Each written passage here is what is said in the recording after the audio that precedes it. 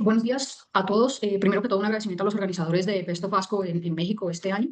A mí me correspondió presentar uno de los abstracts que me pareció más interesante de ASCO 2025, el papel de Serena 6. Entonces, primero, simplemente una revisión de lo que ha sido el landscape del manejo de enfermedad metastática de receptores hormonales positiva, que empezó con el uso de tamoxifen en los 70s y que ya vamos en el uso de conjugados de drogas y anticuerpos. Y simplemente para resaltar que más o menos en el 2023 se aprobó el primer CERT para el uso en este tipo de cáncer. Tres conceptos que quiero aclarar antes de que comencemos la presentación es primero, ¿cómo lidiamos con la resistencia al tratamiento endocrino? Entonces, digamos que hay tres grupos de pacientes. Los pacientes que tienen resistencia y cuya resistencia está principalmente derivada del receptor de estrógeno. Algunos otros pacientes tienen tumores cuya resistencia se deriva no solamente por el receptor de estrógeno, pero tiene que ver con el receptor de estrógeno. Y algunos pacientes que ya la resistencia es independiente del receptor de estrógeno. Entonces, para los dos primeros grupos, la presentación de mutaciones en el gen del receptor de estrógeno o ESR1 es muy importante y es una de nuestras dianas terapéuticas.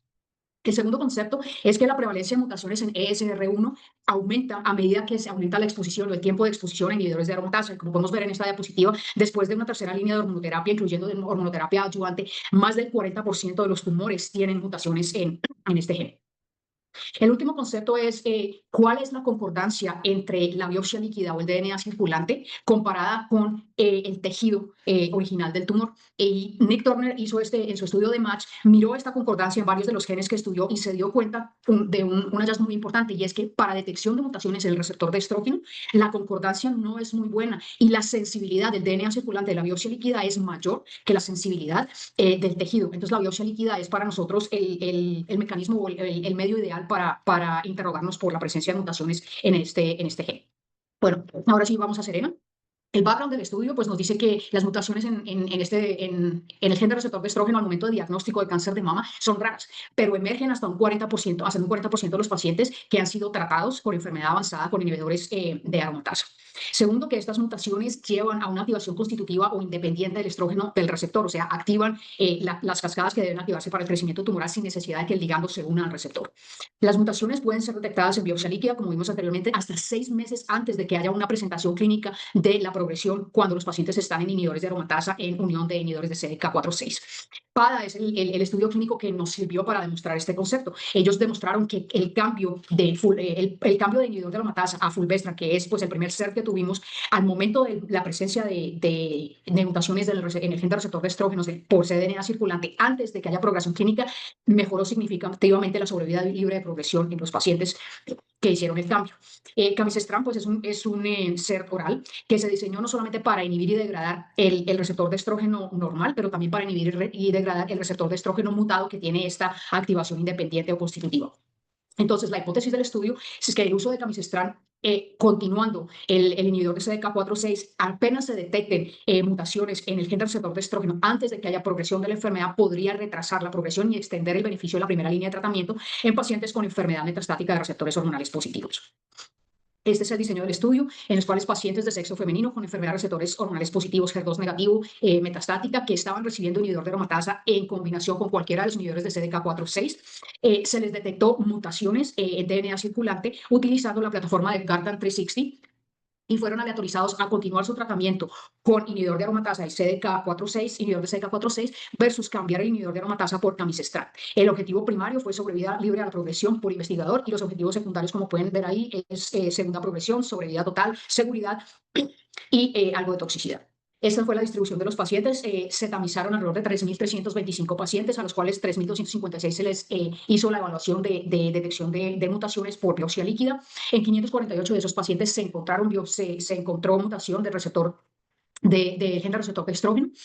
A la mitad de ellos se les detectó en el primer examen que se hizo, en la primera recolección de sangre, y de ellos 315 fueron aleatorizados. Como podemos ver aquí, la distribución de los pacientes es bastante homogénea, pero cabe resaltar que la mediana de detección de mutación fue a los 22 meses y la mediana de tratamiento para empezar o para hacer el cambio de medicamento fue a los 23 meses. O sea que estamos hablando de una exposición promedio de casi 2 años de tratamiento con inhibidor de aromatasa antes de exposición a estos CERTs.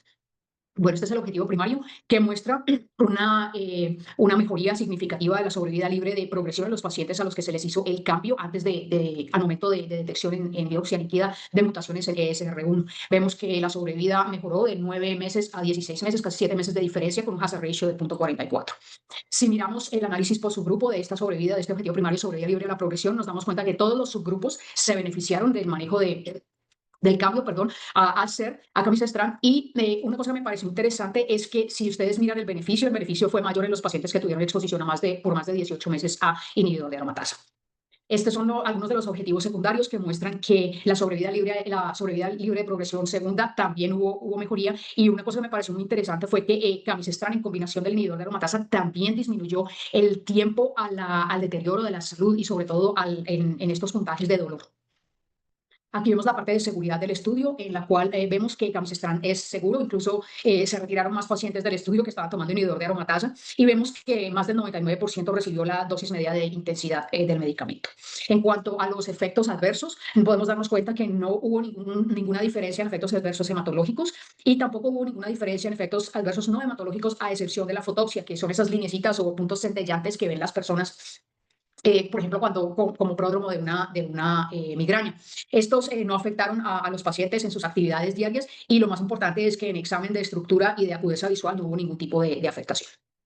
Entonces, al final, los investigadores concluyeron que en este estudio aleatorizado de Serena 6, el cambiar el inhibidor de aromatasa a un SERP, en este caso camisestrant, y continuar con el inhibidor de CDK4/6, al momento de detectar mutaciones en el gen de receptor de estrógeno, antes de que haya progresión clínica, mejoró significativamente la sobrevida libre de progresión en pacientes con enfermedad metastática de receptores hormonales positiva y HER2 negativa. Este beneficio se observó en todos los subgrupos relevantes, y fuera de eso nos dimos cuenta que también el uso de camisestrant mejoró los scores de calidad de vida, sobre todo el de dolor. Entonces, veamos que camisestrant y en combinación con inhibidores de CDK fue muy bien tolerado, con una muy baja tasa de descontinuidad debido a efectos adversos. Finalmente, los investigadores concluyen que Serena 6, y esta para mí es la conclusión más interesante, es el único estudio de fase 3 de registro que hoy en día nos ha demostrado la utilidad clínica de utilizar biopsia líquida como un monitoreo para detectar y tratar una resistencia emergente en pacientes con cáncer de mama. Y estos cambios o estos hallazgos sugieren que una nueva manera de abordar este tipo de pacientes, detectando la resistencia de una manera más temprana y mejorando de su sobrevida. Unos últimos mensajes: se presentaron dos o realmente tres estudios más en el que se utilizaron SERPs, pero de una manera diferente, en el cual el SERP se empieza a utilizar al momento de progresión clínica, obviamente utilizando las mutaciones en ESR1 como marcador, como biomarcador. El estudio de Veritat con BPD-Gestran, que también cumplió su objetivo primario de sobrevida libre a la progresión, y el estudio de AMBAR3 con hallazgos similares. Esta diapositiva la traje mostrando el Gestran, que fue el primer SER que se aprobó, y cómo se están haciendo estudios de combinación, no solamente con inhibidores de CDK, pero también con otros inhibidores que son importantes dianas terapéuticas en cáncer metastático de mama, como puntos de la cascada de PI3 quinasa, incluyendo AKT, TOR y PIK3CA. Entonces, simplemente termino dejándoles algunas preguntas para reflexionar en cómo vamos a aplicar estos hallazgos. Entonces, primero es cuándo vamos a empezar a evaluar o hacer biopsias líquidas para evaluar por estas mutaciones, y cómo lo vamos a hacer. ¿Vamos a utilizar el DNA circulante o vamos a utilizar tejido? ¿Qué tipo de tecnología vamos a usar? ¿Vamos a usar secuenciación de última generación o vamos a usar PCR digital? ¿Qué compañías o cuáles son las compañías que nos están ofreciendo este servicio con un testing que sea apropiado y que tenga la sensibilidad que necesitamos para que no vayamos a pasarnos de alto a algunos pacientes? ¿Qué tipo de SER debemos escoger? Tenemos en este momento 5 que se están estudiando, y otros con tecnología de proteólisis quimeral, que es una tecnología bastante interesante. Y finalmente, estamos listos para cambiar pacientes al momento de diagnosticar mutaciones en DNA circulante sin tener evidencia de progresión radiológica o clínica. Con esto pues termino. Gracias, y nos vemos en la sesión de preguntas.